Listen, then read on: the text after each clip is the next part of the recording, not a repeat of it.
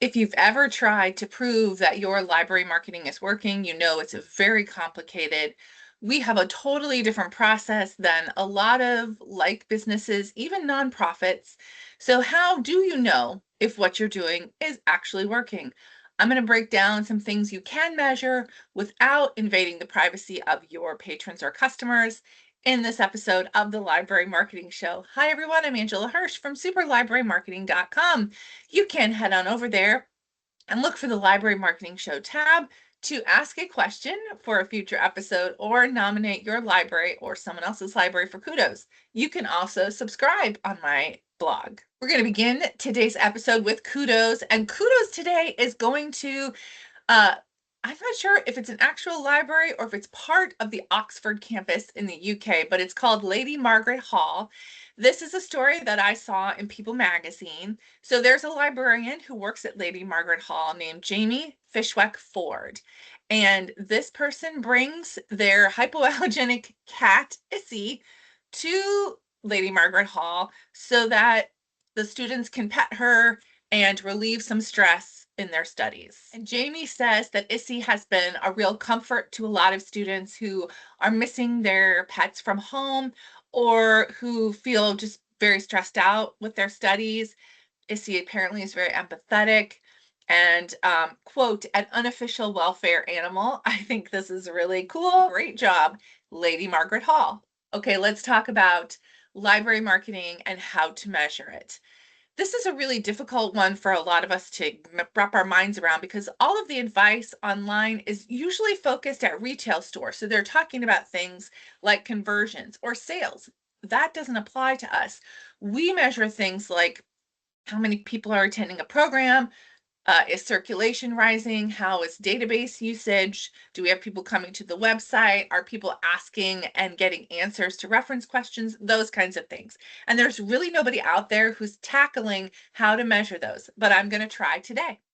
The first thing you're going to do is identify what you're looking for as a conversion. Again, in sales, that would mean you get a transaction, but in libraries, it's different. It could be you want to increase circulation, or you want a certain number of people to attend a program. You want a certain number of people to download an ebook or sign up for a library card. You have to identify which of those things you're looking for and what action you want your cardholders to do when they see your marketing. Once you've identified what your conversion is, now you're going to look at all of the things in your campaign that are contributing to the conversion, and you're just going to measure it. So for example, let's take the library card sign up. Let's say that you are running a campaign and you want 100 people to have signed up for a new library card at the end of your campaign. Really what you're going to do is look and see how many card holders you have before the campaign starts. You're going to run your campaign however long and whatever tactics that includes. And at the end of that campaign, you're going to see how many people signed up for a card. It's really that simple. And I think what ends up happening here, sometimes we get bogged down in measuring the tactics. So how many opens and clicks were on our email about signing up for a library card? How many people were engaged with our social media posts? All of those things are great.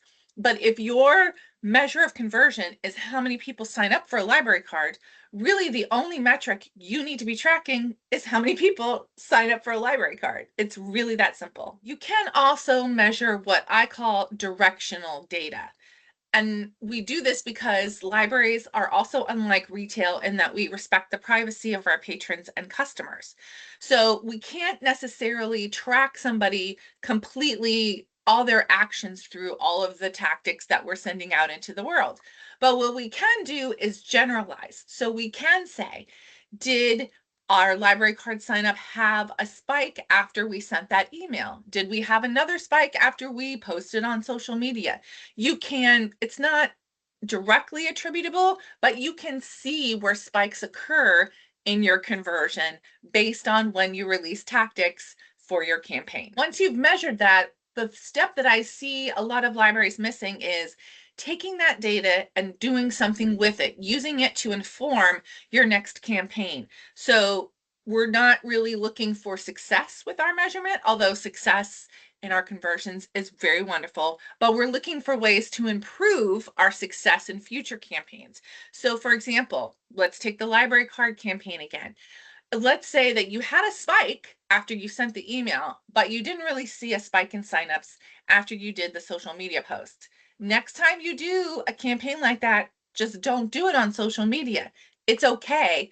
That has proven that that channel in particular is not working for your community, and you don't need to spend time doing that kind of promotion on social media. I hope that was helpful. If you have more questions, let me know down below. And I'm curious, at your library, how do you measure your library marketing? Let's get a conversation about measurement started down in the comments.